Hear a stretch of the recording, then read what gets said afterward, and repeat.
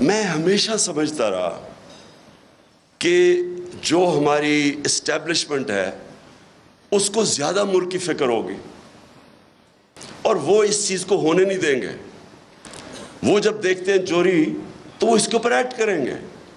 کیونکہ مجھے through out جب میں یہ سٹرگل کر رہا تھا تو مجھے اسٹیبلشمنٹ کی طرف سے کئی دفعہ مجھے ISI نے مجھے بتاتے تھے ان کی چوری کے، یہ جی فلانے انہوں نے اتنی چوری کی. یہ بھی جو دور تھا ان کا 2008 سے لے کے، تب بھی مجھے وہ مٹیریل جی اس نے اتنا چوری کر لیا، وہ چائنا جا کے تو اتنی کک بیکس لے لیں. یہ مجھے بتایا کرتے تھے کہ وہ جی اس کا حمزہ یہ سلمان شہباز یہ وہ چائنا پہنچا تھا کک بیکس لینے کے لیے کانٹریکٹس کے اوپر. یہ ساری انہوں نے ان سے مجھے انفارمیشن آئی تھی.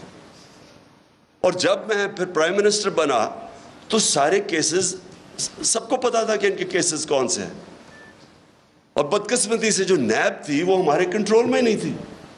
تو مجھے تب بھی سمجھنا ہے کہ کیسز سارے میچور ہیں، کیوں نہیں پکڑے جا رہے ہیں.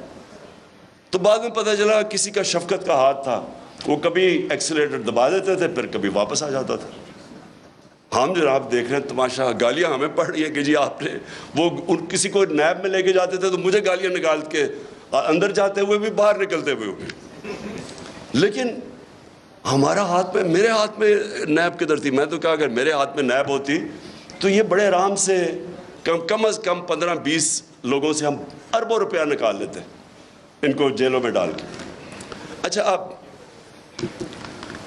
اب جناب یہ اپریل میں جو ہوا، میں جو میرے ذہن میں جو شوق ہے، چلیں ہم یہ نہیں کسی کو اکیوز کرتے کہ وہ ایک سازش کا حصہ تھی، لیکن میں یہ سوال پوچھتا ہوں اسٹیبلشمنٹ سے کہ آپ نے ان لوگوں کو کیسے ہمارے ملک کے اوپر مسلط ہونے دیا جبکہ آپ خود ہی بتاتے تھے کہ ان کی کتنی چوری ہے. اس کا تو یہ مطلب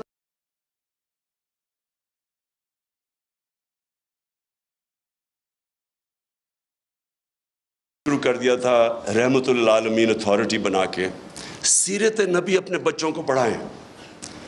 کیونکہ جو امر بالمعروف ہے وہ ایک معاشرے کا کارنر سٹون ہوتا ہے. ایک معاشرہ جب اچھائی کے ساتھ کھڑا ہوتا ہے اور برائی کے خلاف کھڑا ہوتا ہے تو معاشرہ فائٹ کرتا ہے برائی، کرپشن کو معاشرہ فائٹ کرتا ہے.